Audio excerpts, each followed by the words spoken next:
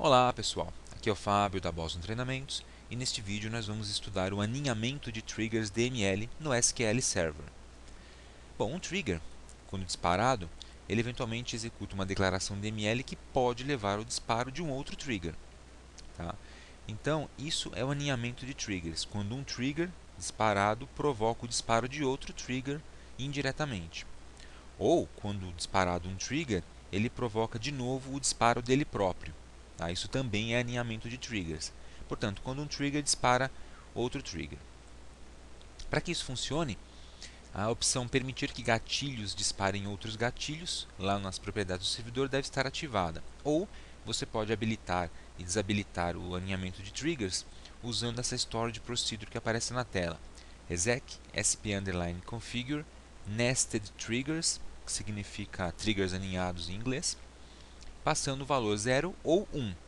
0 desabilita o trigger, 1 habilita o aninhamento de triggers. Tá? E depois a instrução reconfigure. Beleza? Bom, então o que é esse aninhamento de triggers? Aqui tem uma figura para ajudar a entender um pouco melhor. Você dispara um comando, executa um comando DML qualquer, insert, update, delete, em cima de uma tabela qualquer. Se houver um trigger associado a essa tabela, ele vai disparar.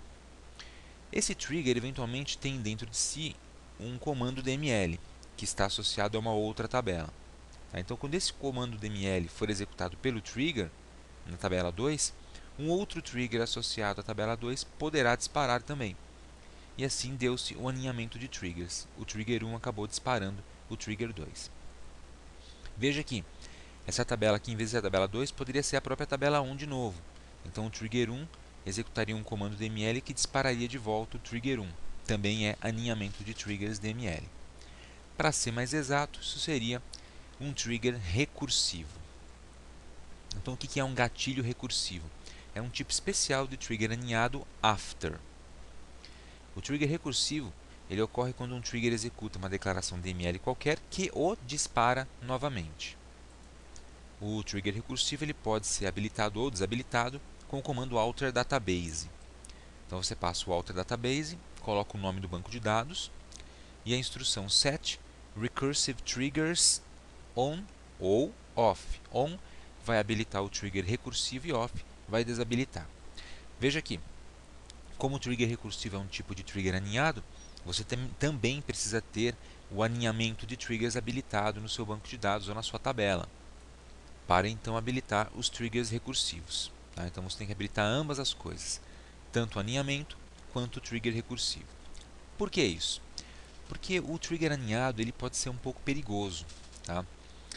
Eventualmente você pode acabar disparando triggers sem querer no seu banco de dados, sem ter planejado isso.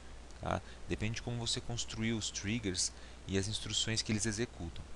E quando ele é recursivo, é mais perigoso, porque como o trigger dispara a si próprio, eventualmente você pode acabar caindo num loop infinito. Então você precisa se precaver contra isso, criando uma estratégia de saída do trigger recursivo. Tá? Na prática, o SQL Server ele tenta impedir mais do que 32 níveis de recursão. Então o trigger chamaria a si próprio no máximo 32 vezes. Tá? Mas é bom evitar esse tipo de problema. A gente vai ver o exemplo de um trigger recursivo agora, que é um trigger aninhado. Tá? A gente vai criar uma tabelinha. Deixa eu passar aqui adiante. Vamos criar uma tabela, vou chamar de TBL Trigger Recursivo, para ficar bem claro do que se trata. Tá? Vai ser uma tabela extremamente simples, ela vai ter só um campo, código, do tipo int, e ele próprio vai ser a chave primária. Esse campo não é autoincremento. Por quê? Porque eu vou inserir manualmente registros nesse campo para poder disparar o trigger. Okay? Então, só um campo, eu vou colocar isso no banco de dados DB Biblioteca mesmo, mas pode ser em qualquer banco de dados. Inclusive, você pode criar um banco de dados novo só para testar esse trigger. E aí a gente vai inserir depois o registro que vai disparar esse trigger. Tá? Quando o trigger for disparado, ele vai executar um comando DML que vai dispará-lo novamente. Tá? Quando ele for disparado novamente, ele executa o comando DML que o dispara outra vez e assim sucessivamente. Beleza? Então vamos lá para o banco de dados primeiro para a gente preparar o ambiente do trigger. Então eu estou aqui no meu banco de dados, eu vou colocar o banco de dados DB Biblioteca, aqui no SQL Server. O primeiro passo é habilitar ou desabilitar a opção do aninhamento de triggers. Para isso, você vai clicar aqui no nome do seu banco de dados, botão direito, vai em Propriedades. Aqui você vai selecionar a página Avançado e no conjunto Diversos você vai localizar Permitir que gatilhos disparem outros gatilhos. Tá? Aqui você precisa colocar a opção como True. Tá? Assim você habilita o aninhamento dos triggers DML. Ok? Então coloquei como True. Ok, beleza. Agora os triggers DML, o aninhamento dos triggers DML está ativado. Agora eu vou ativar os triggers recursivos. Para isso eu vou utilizar o comando alter database. Eu vou especificar o banco de dados DB biblioteca. O que eu vou fazer nesse banco? Set recursive underline triggers on. Aí eu vou ligar os triggers recursivos. Então eu mando executar. Comando concluído com êxito. Beleza.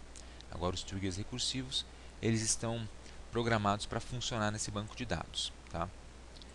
Próximo passo, eu vou criar agora a minha tabelinha no DB Biblioteca para a gente fazer os testes de triggers. Então eu vou dar um Create Table, vou chamar a tabela de TBL Trigger underline recursivo. Essa tabela vai ter um campo apenas, que eu vou chamar de código,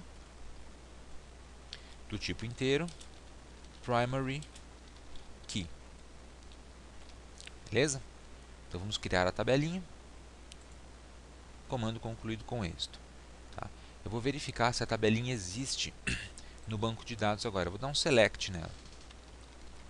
Select tudo. Select código from TBL trigger recursivo. Então, código from TBL, ele não aparece aqui, mas vai aparecer logo logo. Trigger recursivo. Vamos ver se existe. Isso, ó, existe a tabela, a coluna código nessa tabela. Só que está em branco, não tem nada lá dentro. Tá vazia, e é isso que eu quero, que ela esteja vazia para a gente poder testar a recursão dos triggers. Beleza? Bom, vamos voltar lá para a apresentação agora, para a gente ver o código do trigger recursivo que será utilizado. Então está aqui. Eu vou utilizar esse código aqui para o nosso trigger recursivo. O que esse código vai fazer basicamente é o seguinte: eu vou inserir um registro naquela coluna código, um número de código qualquer, tá? E automaticamente ao inserir esse número, o trigger vai ser disparado e vai executar a inserção de outro valor na mesma coluna. Então eu vou inserir um registro e ele vai inserir outro para mim automaticamente. Só que quando ele inserir esse outro registro, o comando insert vai disparar de novo aquele mesmo trigger, que vai inserir um outro registro, que dispara o trigger, que insere um outro registro, e assim por diante, 10 vezes. Tá? Então eu vou colocar aqui um if, uma condição, para que ele faça isso no máximo 10 vezes. Então eu vou colocar o código lá no SQL Server, para a gente testar. Vou criar uma nova consulta aqui. Então vamos lá. Esse aqui é o código que vai fazer o nosso trabalho. Então, create trigger, eu vou chamar ele de trigger underline rec, de recursivo, tá? On tbl trigger recursivo, beleza? Ele vai ser um trigger do tipo after insert, então ele vai trabalhar no comando dml insert, ele vai ser disparado pelo insert. As, e aqui começa o código do trigger. Primeiro, eu declarei uma variável chamada @code.